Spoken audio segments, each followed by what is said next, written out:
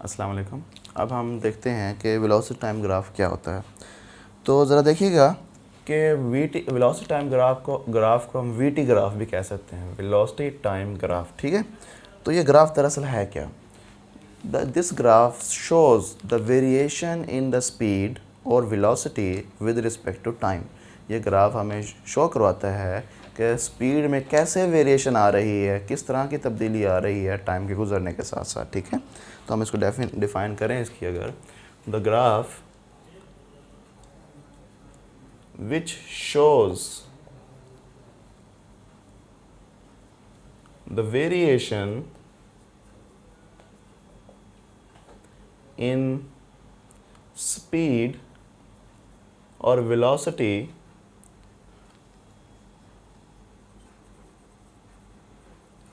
with respect to time या with time is known as VT graph।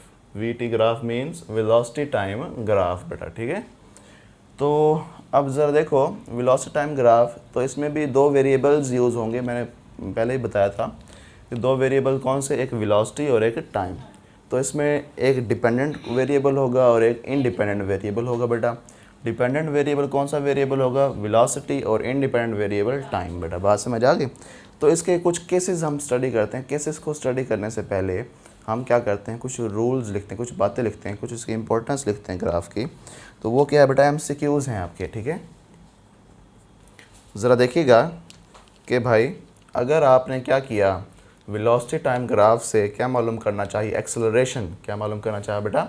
Acceleration. तो आपको क्या करना पड़ेगा? आपको उस ग्राफ की स्लोप मालूम करनी पड़ेगी। क्या मालूम करनी पड़ेगी? अगर हम लिख दें slope of VT graph, slope of VT graph is equal to magnitude of acceleration. बेटा बात समझ आ गई? मैग्नीट्यूड ऑफ एक्सेलरेशन समझ आ गई? तो ये हमें मैग्नीट्यूड बताया गया। Acceleration is a vector quantity. Acceleration क्या होती है बेटा? वेक्टर क्वांटिटी होती है। तो उसमें हमें ये मैग्नीट्यूड तो बता देगी उसके, लेकिन उस डायरेक्शन का हमें सही तरह से अंदाज़ा नहीं हो सकता बेटा। ठीक है, स्लोप हमें बताएगी। दूसरा पॉइंट बेटा, अगर हम ये मालूम करना चाहें बॉडी जो मूव कर रही है उसने टाइम टी में कुछ टाइम में कितना डिस्टेंस कवर किया, क्या बेटा?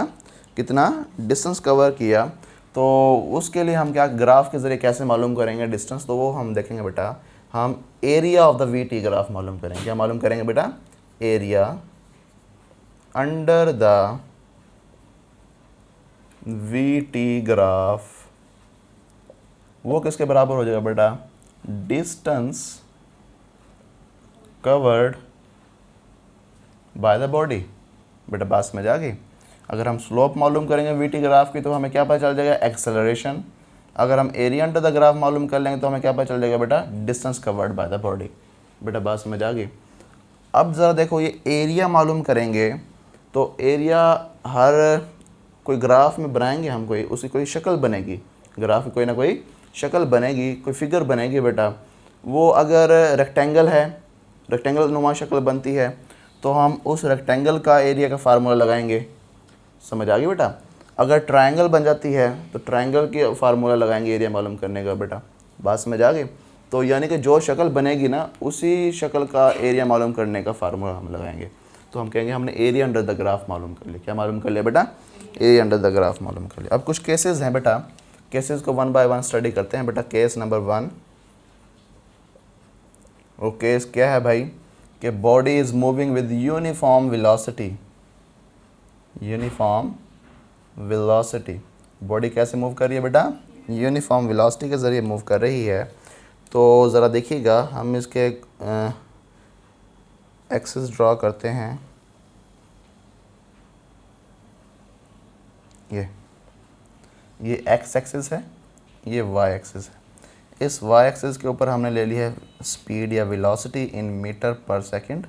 ठीक है, और इधर हमने ले लिया बेटा टाइम। टाइम इन सेकेंड्स बेटा, ठीक है। अब ज़रा देखो, लेट्स सपोज जब आपने बॉडी को इनिशियली ऑब्ज़र्व करना शुरू किया तो बॉडी की वेलोसिटी कुछ ना कुछ थी, बॉडी मूव कर रही थी with uniform with some velocity, ठीक है। आफ्टर टाइम टी आपने उसको ऑब्ज़र्व करना शुरू किया, उसकी वेलोसिटी वही थी बेटा जो पहले थी बेटा, ठीक है। और टाइम गुजरने के बाद आपने उसको ऑब्ज़र्व किया तो फिर भी उसकी वेलोसिटी वही थी। कुछ टाइम और टी गुजरने के बाद ऑब्ज़र्व किया, उसकी स्पीड भी वही थी, वेलोसिटी वही थी, चेंज नहीं हो रही थी। और उसके बाद भी उसकी वेलोसिटी चेंज नहीं हुई बेटा। बात समझ आ गई। तो अगर ये पॉइंट्स हमने बना लिए, ये पॉइंट बेटा फर्स्ट लो इस टाइम पे है, ये टाइम हमने नोट किया इस टाइम पे बेटा, ये वेलोसिटी हमने नोट की इस टाइम पर, और ये वेलोसिटी नोट की हमने इस टाइम पर। लेट्स सपोज हम कह देते हैं ये 5 सेकेंड्स हैं, ये 10 सेकेंड है, ये 15 सेकेंड है, ये 20 सेकेंड्स है। बात समझ आ गई। तो इसको कह देते हैं यहाँ पे हमारी वेलोसिटी जो है वो 4 मीटर पर सेकेंड है। लेट्स सपोज मिसाल बता रहा हूँ आपको, ठीक है। तो 5 सेकंड के बाद देखा तब भी वेलोसिटी 4 मीटर पर सेकंड, 10 सेकंड्स के बाद देखा तब भी वेलोसिटी 4 मीटर पर सेकंड, 15 के बाद देखा तब भी 4 मीटर पर सेकंड, और 20 के बाद देखा तब भी 4 मीटर पर सेकंड। वेलोसिटी चेंज नहीं हुई। तो ऐसी वेलोसिटी को हम क्या कहते हैं बेटा? Uniform velocity. तो अगर इन पॉइंट्स को अगर हम ज्वाइन कर लें कुछ इस तरह से, ये बेटा बात समझ आ गई। तो ये ज्वाइन करने से हमें क्या मिल गई? एक हॉरिजॉन्टल स्ट्रेट लाइन। क्या मिल गई बेटा? Horizontal straight line. अगर हम इसको कंपेयर करें with the distance time graph, किसके साथ बेटा? तो ज़रा देखो उस डिस्टेंस टाइम ग्राफ में क्या था, तब भी हमें एक ऐसी ग्राफ मिला था, लेकिन वो उस बॉडी के लिए मिला था जो बॉडी रेस्ट पर थी बेटा, ठीक है। और ये कौन सी बॉडी है? ये रेस्ट पर नहीं है, ये मूव कर रही है विद यूनिफॉर्म वेलोसिटी बेटा। बात समझ आ गई। तो ये वेलोसिटी टाइम ग्राफ है और वो क्या था? Distance time graph. तो ये मिक्सअप नहीं कर देना। अब ये हमें हॉरिजॉन्टल स्ट्रेट लाइन मिल गई। क्या मिल गई बेटा?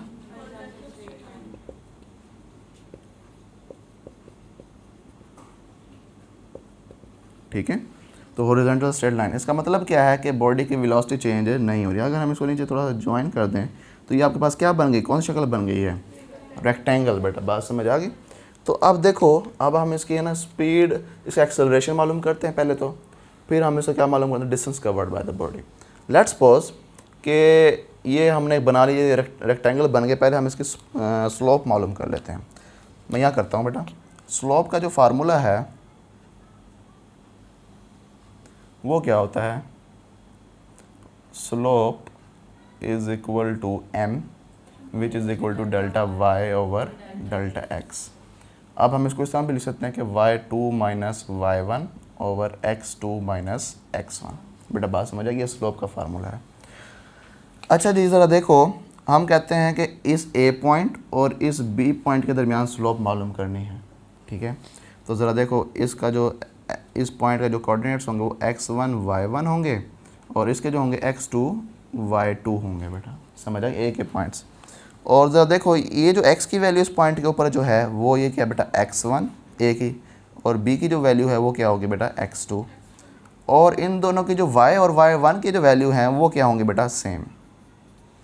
ये 4 ही है बेटा, चेंज नहीं हो रही। समझ आ रही है ना बेटा बात? अब देखो ज़रा कि y चेंज नहीं हो रहा, y में चेंज कितना है? 0। तो फिर स्लोप भी कितनी हो जाएगी? 0 बेटा। बात समझ आ गई? स्लोप 0 होने का मतलब है कि एक्सेलरेशन ऑफ द बॉडी क्या है?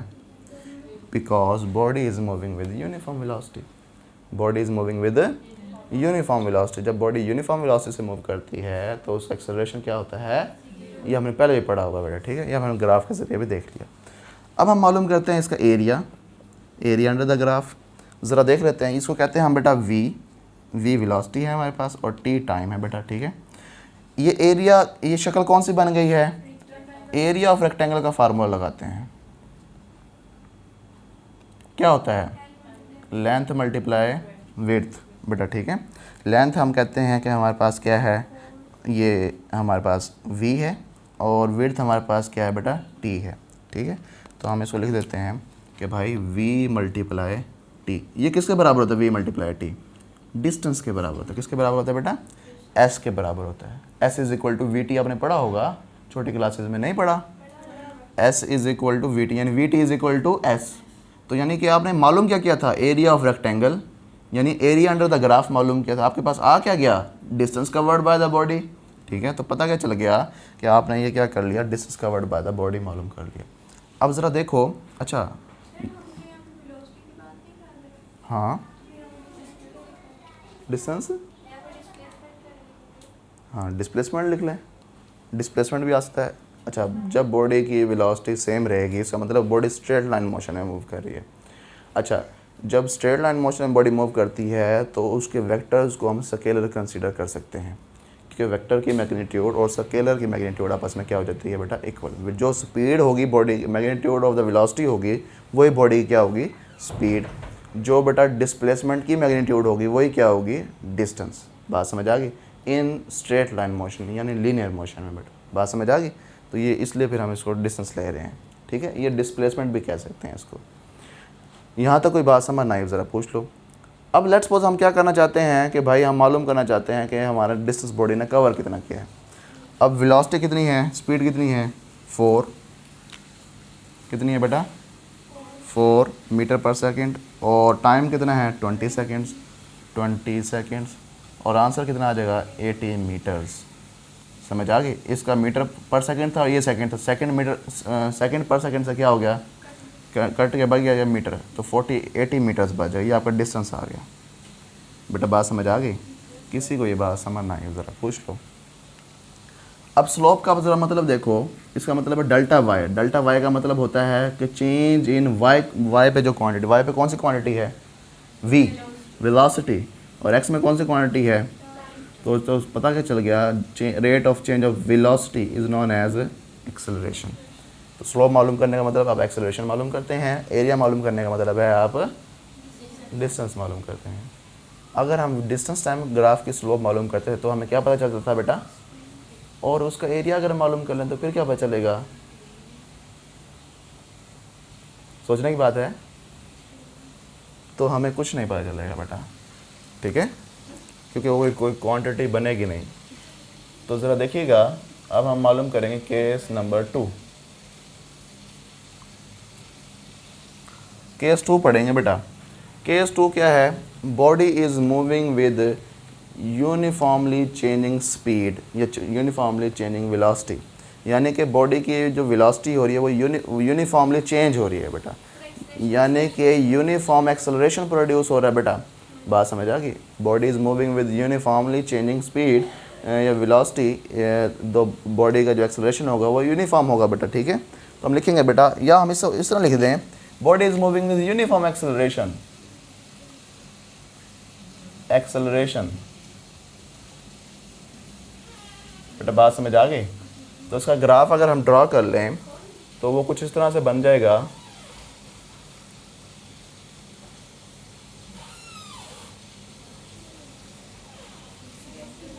ये तो बेटा इधर हम लेंगे वेलोसिटी और इधर लेंगे हम टाइम, ठीक है, इन सेकेंड्स।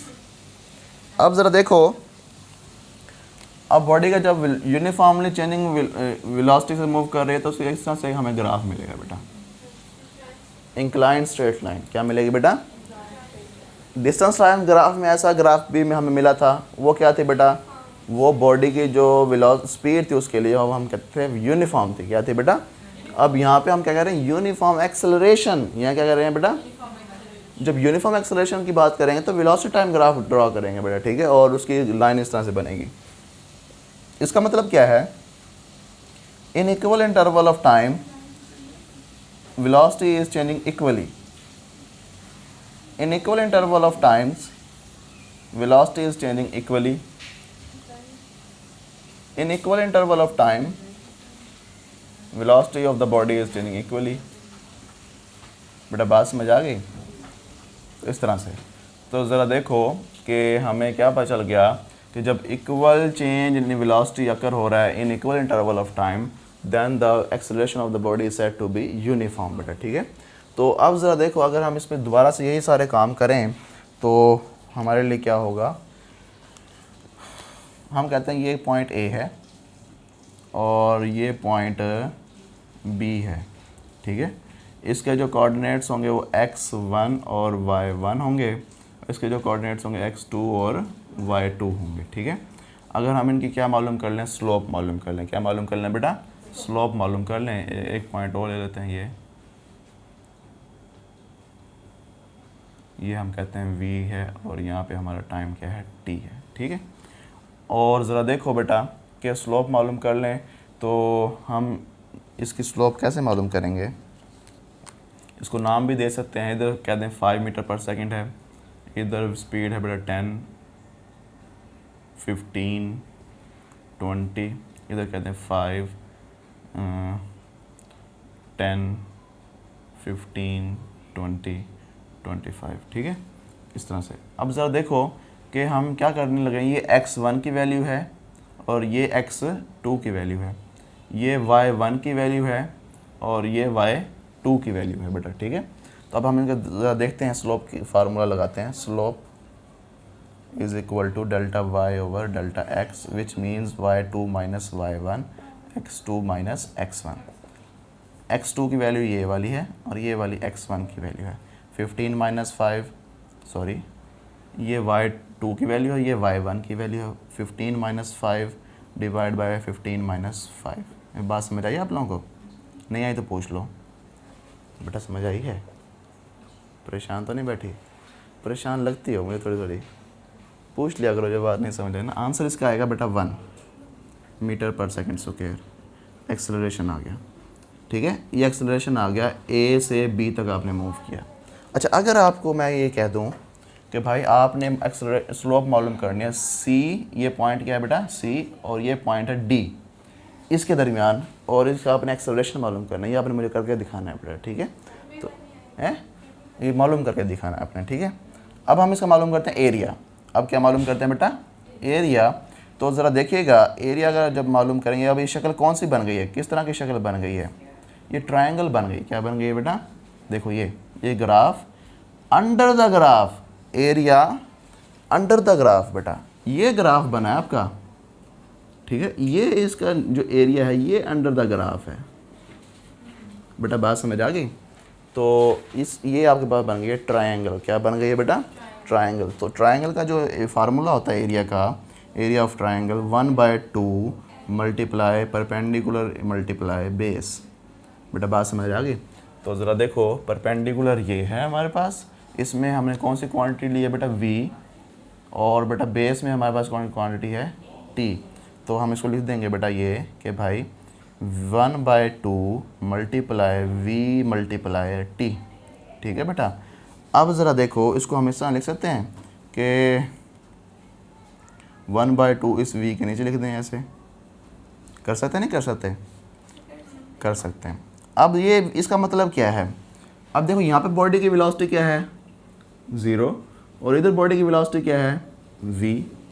ठीक है, पहले इनिशियल वेलोसिटी क्या है, v, और बॉडी की फाइनल वेलोसिटी क्या है, इनिशियल वेलोसिटी 0 है और बॉडी की फाइनल वेलोसिटी क्या है बेटा, v है। तो दो वेलोसिटीज़ हैं, कितनी वेलोसिटीज़ हैं? अगर हम इनका एवरेज ले लें, क्या ले लें बेटा, एवरेज, तो बनेगा 0 + v divide by 2 is equal to v average. बेटा बात समझ आ रही है? नहीं आ रही तो पूछ लो। तो इसका आंसर क्या आएगा, 1/2 इंटू v, यानी v/2। बात समझ आ गई? अब ये जो v/2 है ना बेटा, ये क्या है, किसके बराबर है, v एवरेज के बराबर है। बेटा बात समझ आ गई? तो v एवरेज ये बन जाएगा v average multiply t, v average multiply t। ये भी किसके बराबर होगा, vt लिखा हुआ ना, ये स्पीड और टाइम का जब भी मल्टीप्लाई करो आपके पास क्या आ जाएगा, डिस्टेंस। क्या आ जाएगा बेटा, डिस्टेंस। ठीक है, तो डिस्टेंस आपके पास average velocity multiply t is equal to displacement या डिस्टेंस। तो आपने मालूम क्या किया था, आपके पास आ क्या कौन सी क्वांटिटी गई, डिस्टेंस। पता क्या चल गया, आप वेलोसिटी टाइम ग्राफ की एरिया मालूम करें तो आपको डिस्टेंस पता चल जाएगा, स्लोप मालूम करेंगे तो आपके पास क्या आ जाएगा, एक्सेलरेशन आ जाएगा। ठीक है बेटा, अब हम केस नंबर 3 स्टडी करते हैं। इसमें थर्ड केस जो है, अब हम जो बेटा इसमें देखो, इसमें भी जो आपकी स्पीड थी ना वो यूनिफॉर्म नहीं थी। क्या नहीं थी बेटा, अब बॉडी का एक्सेलरेशन था वो यूनिफॉर्म था। लेकिन अब जो हम ग्राफ स्टडी करने जा रहे हैं उसमें हम कहेंगे कि बॉडी की स्पीड तो यूनिफॉर्म नहीं है, लेकिन एक्सेलरेशन भी यूनिफॉर्म नहीं है। बेटा बात समझ आ गई? बॉडी का जो एक्सेलरेशन है वो वेरिएबल है। वो क्या है बेटा, वेरिएबल है। ठीक है, विद वेरिएबल एक्सेलरेशन। ठीक है बेटा, इसके लिए अगर हम ग्राफ ड्रा करें तो फिर क्या करेंगे,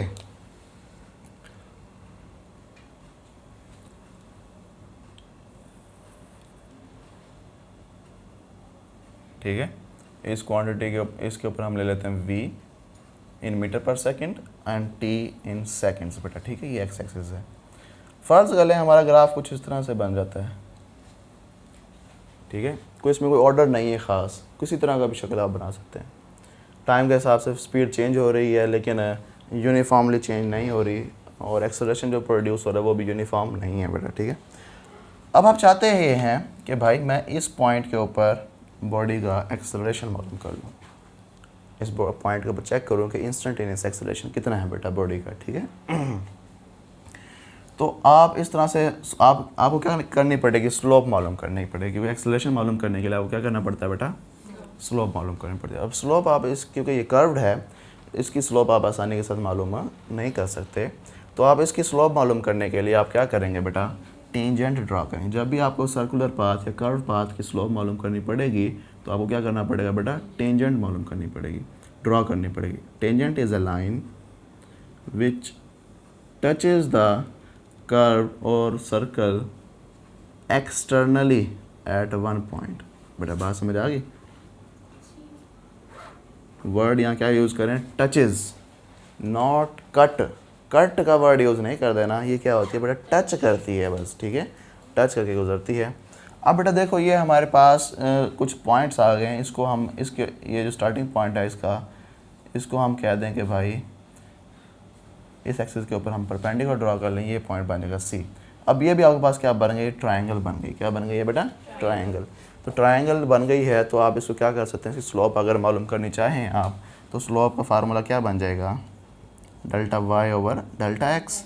डेल्टा वाई में कौन सी क्वांटिटी है, B C over A C. बेटा बात समझ आ गई, तो बी सी ओवर ए सी आपके पास क्या आ जाएगी स्लोप। आप एंड तक ले जाएं। ठीक है, इससे कोई एंड पॉइंट नहीं होता टेंजेंट। ठीक है, आप जितना मर्जी आगे बढ़ा लें, जितना मर्जी पीछे बढ़ा लें। ठीक है बेटा, हमने कुछ विद इन द ग्राफ रहना है ना, तो इसलिए फिर लिमिट हम लगाएंगे बेटा। इसमें कोई बात यहाँ तक समझ ना आए ज़रा पूछ लो। तो if body is moving with variable acceleration, her point का जो एक्सेलरेशन होगा वो डिफरेंट होगा बेटा। ठीक है, क्योंकि वेलोसिटी तो चेंज हो रही है, वेलोसिटी तो इधर भी चेंज हो रही थी लेकिन इधर यूनिफॉर्मली चेंज हो रही थी, जिसकी वजह से एक्सेलरेशन क्या था बेटा, यूनिफॉर्म। अब यहाँ पे बॉडी की वेलोसिटी जो है यूनिफॉर्मली चेंज नहीं हो रही, कहीं ज़्यादा चेंज हो जाती है, कहीं पे कम चेंज होती है।